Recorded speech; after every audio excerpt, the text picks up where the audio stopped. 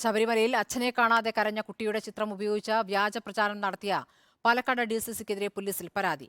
ഡിവൈഎഫ്ഐയാണ് പരാതി നൽകിയത്. കലാപത്തിന് ആഹ്വാനം ചെയ്യുന്നതും മതസ്പർദ്ധയുണ്ടാക്കുന്നതുമാണ് പോസ്റ്റർ എന്നാണ് പരാതി.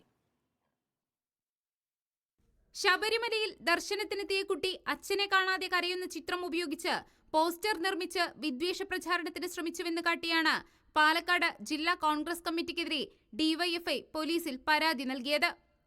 പോസ്റ്റർ തയ്യാറാക്കിയവർക്കെതിരെയും തെറ്റായി പ്രചരിപ്പിച്ചവർക്കെതിരെയും നടപടി വേണമെന്നാണ് പാലക്കാട് ജില്ലാ പോലീസ് മേധാവിക്ക് നൽകിയ പരാതിയിൽ ഡിവൈഎഫ്ഐയുടെ ആവശ്യം. ഇതിനകത്ത് നിലവിൽ പാലക്കാട് ജില്ലാ പോലീസ് മേധാവിക്ക് ഡിവൈഎഫ്ഐ പരാതി നൽകിയിട്ടുണ്ട്.